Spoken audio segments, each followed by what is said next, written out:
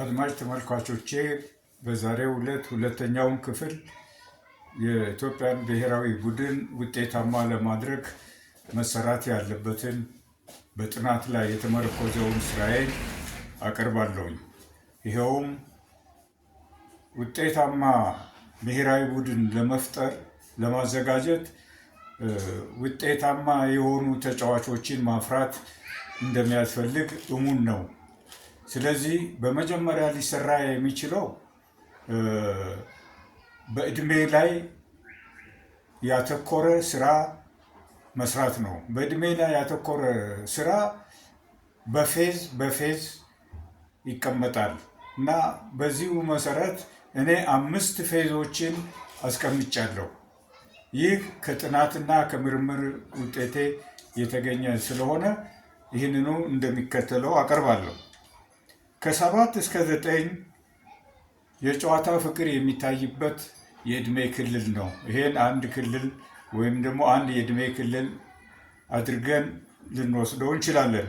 ሁለተኛው ከ10 እስከ 12 ዓመት ዕድሜ ያላቸውን ወጣቶች ልጆች የሚሰባሰቡበት የሚመለመሉበት ይሆናል። ይሄ ወሳኝ ነው። እነዚህ እድሜዎች የምንጠቅሳቸው እድሜዎች ወሳኝ የሆኑ እድሜዎች ናቸው። በዚህ እድሜ ውስጥ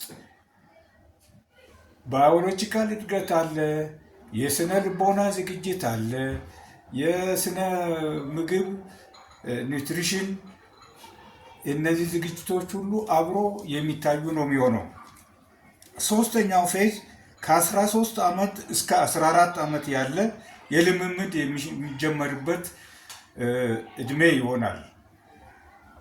አራተኛው ፌዝ ከ15 ዓመት እስከ 18 ዓመት ያሉትን ልጆች የምናዘጋጅበት ነው የሚሆነው።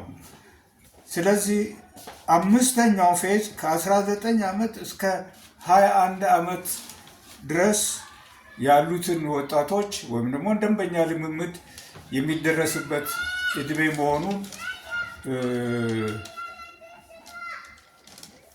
ይታያል። በዚህ አግባብ ከሆነ የምንሄደው የምንሰራው ብሔራዊ ቡድኑን ውጤታማ ለማድረግ የሚያስችል ብቸኛው መንገድ ነው። እግረ መንገዳችንን ፍልስፍናችንን የእግር ኳስ ፍልስፍናችንን አስቀምጠን እናልፋለን። የእግር ኳስ ፍልስፍና ብለን የምንጠራው 2 ናቸው ያሉት። አንደኛው ፕሮሰስ ኦሪየንትድ ፊሎሶፊ እና ሬዛልት ኦሪየንትድ ፊሎሶፊ ተብለው ይጠራሉ። እስካሁን እኛ የምንሄድበት መንገድ ሬዛልት ኦሪየንትድ የሆነ ፊሎሶፊ መንገድ ተከትለን ነው። ሬዛልት ኦሪየንትድ ፊሎሶፊ ማለት ምን ማለት ነው?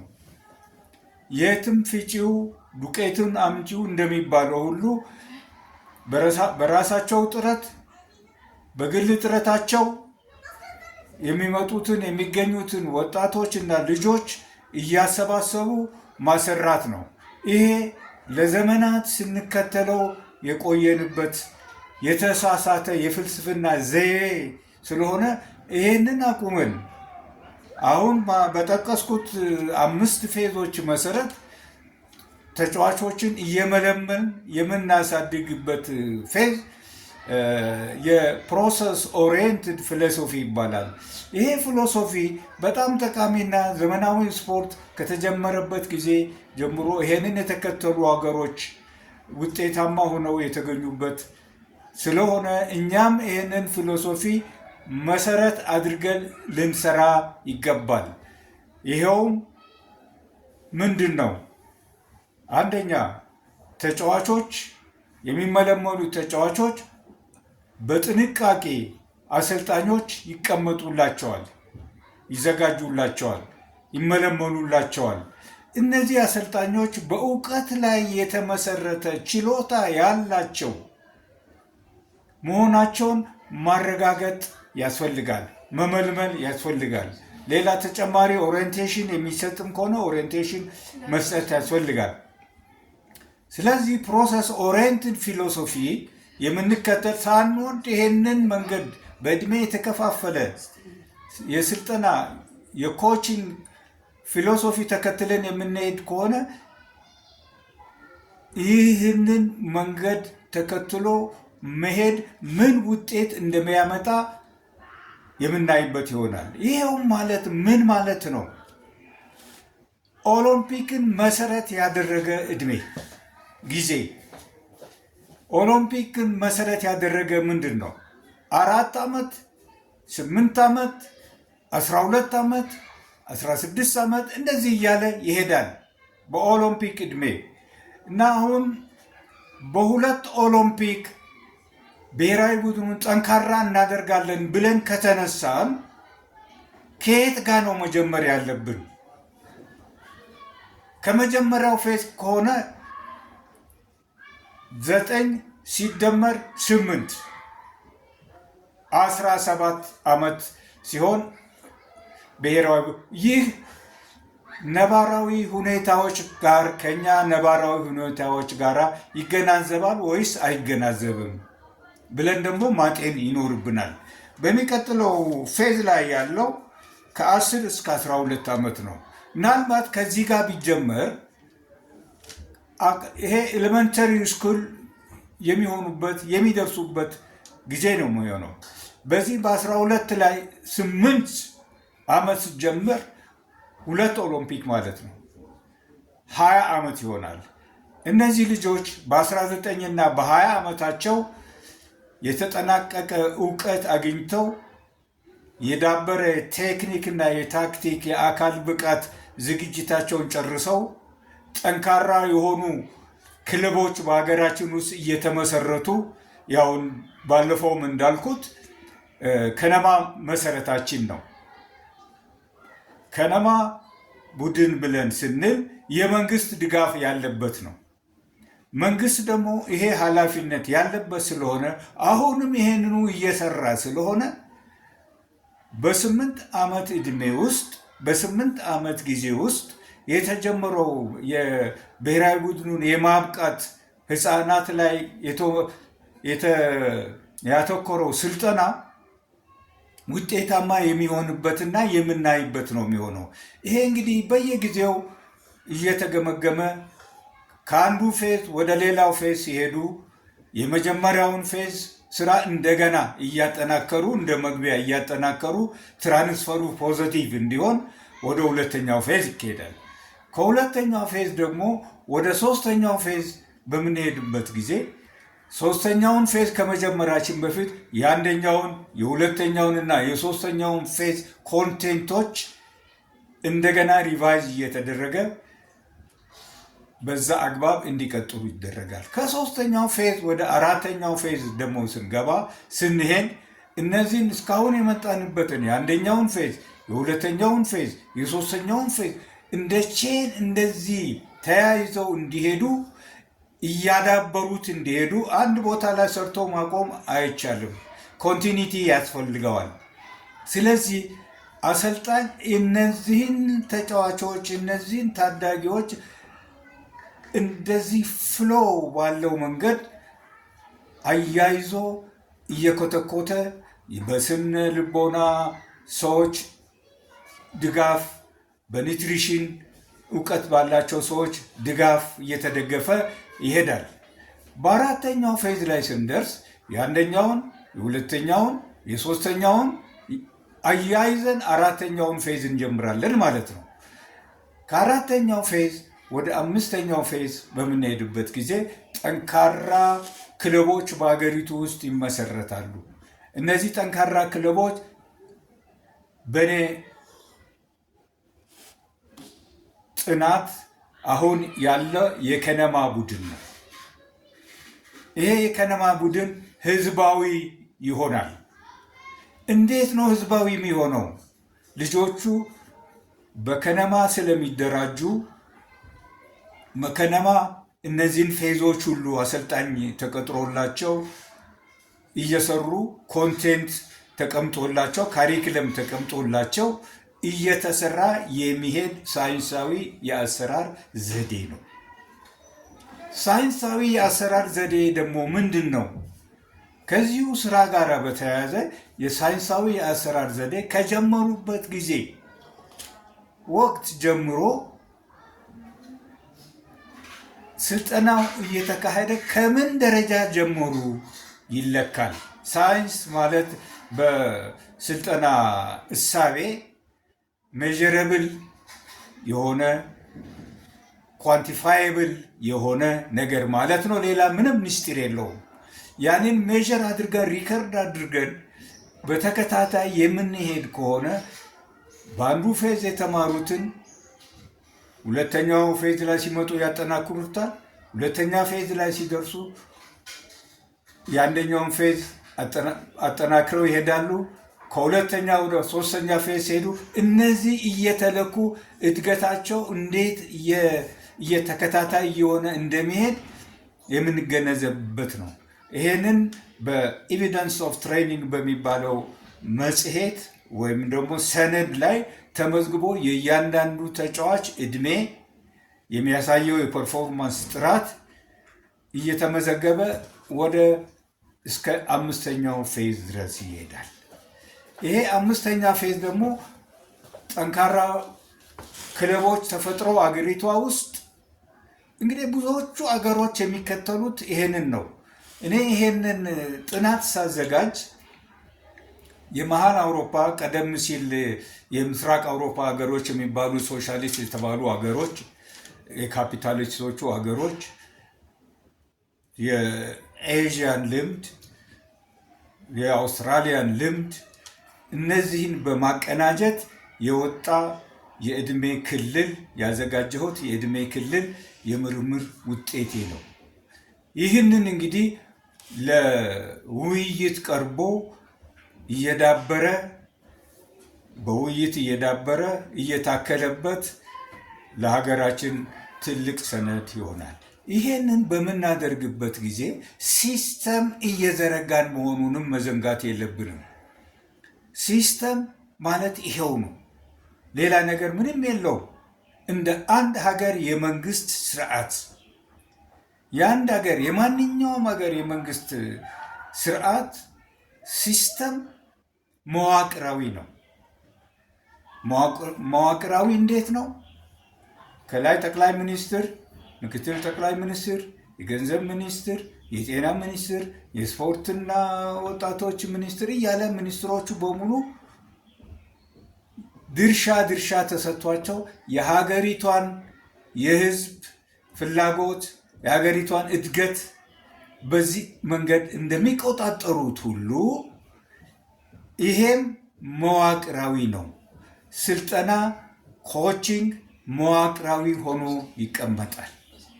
የሚሰራው ስራ፣ ሜቶዱ፣ አሰልጣኙ እነዚህ በጥንቃቄ የሚዘጋጁና የሚሰራባቸው ይሆናል። እንግዲህ ይሄንን በዚህ አግባብ እየሰራን የምንሄድ ከሆነ የምናስበውን የምንፈልገውን ጠንካራ ብሔራዊ ቡድን ለማዘጋጀት ጥሩ መንገድ ይከፍትልናል ማለት ነው። እንግዲህ ይሄ በሚሆንበት ጊዜ አሁን ያሉት ክለቦችስ እንዴት ሊሆን ነው? ተቋርጦ ነው ወይስ እንደ አዲስ ነው የምንጀምረው የሚል ጥያቄ ሊነሳ ይችላል። ይሄ ጥያቄ መነሳቱ ስለማይቀር መልካም ጥያቄ ነው የሚሆነው። ማፍረስ አፍርሶ መጀመር አይደለም ዓላማው ከታች ወጣቶች ሲመጡ ያለውን ደካማም ይሁን ጠንካራ አሰራር ያንን ተከትሎ ያንን እያስቀጠሉ ከታች ደግሞ ወጣቶች እየመገቡ እየተተኩ የሚሄዱበት ስርዓት ነው። ይሄ እንግዲህ ፕሮሰስ ኦሪየንትድ ቅድም ያልኩት መንገድ ተከትሎ ይሄዳል ማለት ነው። ይሄ ፕሮሰስ ኦሪየንትድ ፊሎሶፊ የሚያተኩረው በኮቺንግ ላይ ነው። ኮቺንግ እና ትሬኒንግ በእኛ ሀገር ትንሽ የተመሰቃቀለ ይዘት ያለው ይመስላል። ይሄንን ማጥራት ይገባል። ይሄ የኮቺንግ ፕሮሰስ ነው። ኮቺንግ ምንድን ነው? ትርጉሙ ሎንግ ኮንሽስ ኤንድ ኤጁኬሽናል ፕሮሰስ ነው የሚባለው። ረጅም በንቃት ላይ የተመሰረተ በእውቀት ላይ የተመሰረተ ጉዞ ነው። ረጅም ለምን ከአንደኛው ፌዝ እስከ 5ኛው ፌዝ 21 ዓመት ላይ 8 ዓመት ጉዞን የሚፈጅ ስለሆነ ዛሬ ጀምረን ነገ ውጤት የምናገኝ ሳይሆን በፌዙ መሰረት እየሄድን የምንደርስበት ይሆናል። ይሄ እንግዲህ ኮቺንግ ብለን የምንለው አሰልጣኙ ከታች ጀምሮ እየኮተኮታቸው ልክ አትክልት እንደሚያጠጣ ገበሬ አትክልቱን እየተከታተለ ውሃ እያጠጣ እየኮተኮተው እንደሚሄደው በዚህ ዕድሜ ክልል እያስተካከሉ ስህተቶችን እያስተካከሉ ስህተቶችን እያረሙ ከአንዱ ፌዝ ወደ ሁለተኛው ፌዝ ሲሄድ ምን ለውጦች እንዳለ እየታየበት የሚካሄድ ስለሆነ ይሄ ኮቺንግ ይባላል። አልፎ አልፎ የግንዛቤ እውነታም ሊሆን ይችላል። ትሬኒንግ ኮንሴፕቱ የትሬኒንግ ደግሞ ፕሪፓሬሽን ፎር ደ ኔክስት ማች።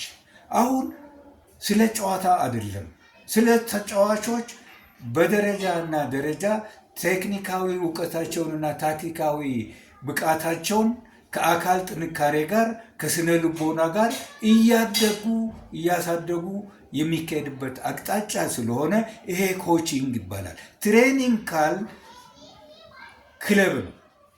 አንድ ጨዋታ ይጫወታል፣ አንድ ክለብ ይሸነፋል ወይም ያሸንፋል፣ ስህተት ይፈጽማል። ያንን ስህተት ለሚቀጥለው ውድድር ወይም ደግሞ ጨዋታ አርሞ የሚሄድበት አካሄድ ስለሆነ ያ ትሬኒንግ ይባላል። ኮንሴፕቶቹ እነዚህ ናቸው። ስለዚህ አሁን በየጊዜው እየተሰደደ የሚሄደው ብሔራዊ ቡድናችን መንግስት ድርሻውን እየተወጣ ያለበት አግባብ ይመስለኛል። ስታዲየሞች አፕቱ ስታንዳርድ እንዲሆኑ እየተዘጋጀ ያለበት ሂደት እሰማለሁኝ። ይሄ የመንግስት ስራ ነው። መንግስት ይሄንን ኢን ዘ ሜንታይም መጨረስ አለበት። በሌላው አግባብ ደግሞ ተጫዋቾቹ ክለቡ ውስጥ እያደጉ አንድ ፌዝ ጀምረን የሚቆረጥ ሳይክሊክ ነው። ይሄ እንዲህ የሚዞር ነው። አንደኛው ፌዝ ወደ ሁለተኛው ፌዝ ሲሸጋገር አንደኛው ፌዝ ባዶ ይሆናል፣ ኢምፒቲ ነው የሚሆነው። ምክንያቱም የጀመሩት ተጫዋቾች ወደሚቀጥለው ሄደዋል። ከዚህ ጋር ደግሞ ሌላ መመልመል ያስፈልጋል። ያንን መልምሎ በዚሁ አግባብ እያስኬዱ ሁለተኛው ዓመት ወደ ሶስተኛ አሰልጣኙም አብሮት እየኮተኮተ እያሳደገ እስከ መጨረሻው ያደርሳል። ይሄ እንግዲህ እውቀት ላይ የተመሰረተ አሰልጣኞቹን በአግባብ እንግዲህ አንዱ ሲስተም ብለን የምንለው አሰልጣኞችን የምናሳድግበት መንገድ ማስቀመጥ ነው። ተጫዋቾችን የምናሳድግበትን መንገድ አስቀምጠናል።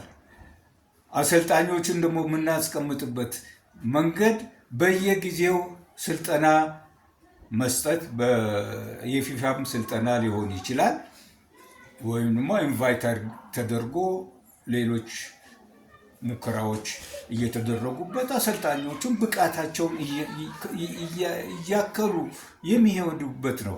ይሄ አሰልጣኞችን የማብቃት ስርዓት ሲስተም ብለን እንጠራዋለን። ይሄንን ነው ያጣ ነው። ተጫዋቾችን በእድሜ ማስቀመጥ ነው ያጣ ነው። አሰልጣኞችን ማሳደግ ነው ያጣ ነው።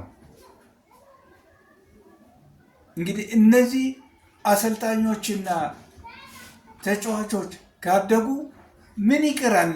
ለሲስተም ሌላው ሲስተምን የሚያካትት ምንድነው? ዳኞች ናቸው። ዳኞችም እንዲሁ ስልጠና እያገኙ እውቀታቸውን እያዳበሩ በፊፋ ስርዓት መሰረት ወደ ከፍተኛ ደረጃ ኢንተርናሽናል ደረጃ ይደርሳሉ። ወደ ኢንተርናሽናል ደረጃ ሲደርሱ ተጫዋቾቹ ከዚህ ኢንተርናሽናል ደረጃ ለመድረስ ስራ እየተሰራ ነው። እነዚህን ከፍተኛ ብቃት ያላቸውን ተጫዋቾች የሚያሰለጥን አሰልጣኝ ፕሮፌሽናል ደረጃ ይደርሳል። ፕሮፌሽናል ደረጃ ሲደርስ የካፍ ውድድርን ያጫውታል። እንደገና የወርልድ ካፕን የአውሮፓ ካፕን እንደዚሁ ያጫውታል። እዚህ ደረጃ ለመድረስ ስራችን ሲስተማችን መዘርጋትና ሲስተማችን ዲቨሎፕ ማድረግ መቻል አለበት። ይሄ ጊዜ ይወስዳል። ጊዜ ወስዶ ጨክኖ መስራትን ይጠይቃል፣ ድጋፍ ይጠይቃል። መንግስትም አሁን የጀመረውን ድጋፍ ጫፍ እስኪደርስ ድረስ ንዋዩን ገንዘቡን ማፍሰስ አለበት። ፌዴሬሽንም ይሄንን እየተከታተለ ከፊፋ ጋር እየተነጋገረ በየጊዜው ተጨማሪ ስልጠና፣ የአሰልጣኞች ስልጠና፣ የዳኞች ስልጠና እንዲደረግ ጥሩ መሰረት ሊቀመጥ ይችላል። ሲስተም ስንልም ደግሞ ይሄ ነው። የመምረጫ ስርዓታችንን እናስቀምጣለን። የማሰልጠን ስርዓታችንን እናስቀምጣለን። የእድሜ ስርዓታችንን እናስቀምጣለን። የልጆችን እድሜ፣ የዳኞችን በአግባቡ የምናሰለጥንበትና ለከፍተኛ ደረጃ የምናበቃበትን ሁኔታዎችን እንፈጥራለን። ይሄ ሲሆን መጨረሻ ላይ ምንድን ነው የሚመጣው? መጨረሻ ላይ ብቃት ያለው ብሔራዊ ቡድን እናመጣ። ይሄ ሌሎቹ አገሮች የሰሩትና የደረሱበት ነው። ጥናትና ምርምር ወሳኝ ነው። አሰልጣኞቻችንም በብቃት እንዲሄዱ በብቃት እንዲያሰለጥኑ ተጨማሪ ስልጠና ኦሪየንቴሽን ያስፈልጋቸዋል፣ ይገባቸዋል። ይሄ ደግሞ ዓለም አቀፍ ሕግ ነው። አንድ አሰልጣኝ ሰልጥኛለሁ፣ የፊፋን ደረጃ አግኝቻለሁ፣ እኔ አውቃለሁ፣ ሁሉ ነገር በቅቷል ብሎ የሚያቆም አይደለም። ይህንን ብሬክ ማድረግ ያስፈልጋል። ይህን ማቆም ያስፈልጋል። በቂ አይደለም። ለምንድን ነው በቂ ያልሆነ? የስልጠኛ ስርዓት፣ እውቀት፣ ሳይንስ እየተለዋወጠ ስለሚሄድ ከዚሁ ጋር አሰልጣኞቹም እንዲሄዱ ሁኔታዎችን መፍጠር ያስፈልገናል። ይሄ ከሆነ ስርዓት ከገነባን፣ ተጫዋቾችን በእድሜ ከወሰድ፣ አሰልጣኞቻችን አፕግሬድ እያደረጉ እስከ ኢንተርናሽናል ከደረሱ፣ ተጫዋቾች አሰልጣኞች ኢንተርናሽናል ጨዋታዎችን እየሰሩ እያስተናገዱ እያጫወቱ ከሄዱ የሀገሪቷ ስፖርት ከፍታ ላይ ይደርሳል ማለት ነው። የሀገሪቷ ስፖርት ከፍታ ላይ ደረሰ ማለት ምን ማለት ነው? ተጫዋቾች ለፕሮፌሽናል ሌቨል ማድረስ ማለት ነው። ፕሮፌሽናል ሌቨል ተጫዋቾቹ ሲደርሱ ወደ አውሮፓ፣ ወደ አሜሪካ፣ ወደ አውስትራሊያ ፕሮፌሽናል ክለቦች ወዳሉበት እየሄዱ ይጫወታሉ ማለት ነው። እዚህ ጋር መጫወት ሲጀምሩ የሀገር ጥሪ ሲመጣ፣ የብሔራዊ ቡድን ጥሪ ሲመጣ እነዚህ ተጫዋቾች ይመጣሉ፣ ሀገራቸውን ወክለው ይጫወታሉ። ያኔ ውጤት እናያለን፣ ያኔ ለውጥ እናያለን። ይህንን ለውጥ ለማየት ሁሉም ሰው መነሳሳት አለበት። በተለይ ምሁራን፣ በሙያው የሰለጠኑ ሰዎች ትልቅ ኃላፊነትና አደራ ስላለብን ይህን ነገር ተረባርበን ተጋጋዘን ከመንግስት ጋራም ከፌዴሬሽን ጋራም መስራት ይገባናል እላለሁ። በሚቀጥለው ጊዜ ሌላ ፕሮግራም ይዤ እቀርባለሁ። ለዛሬው እዚህ ላይ ያበቃል። ሰብስክራይብ እና ሼር ማድረጋችሁን እንዳትረሱ። አመሰግናለሁ።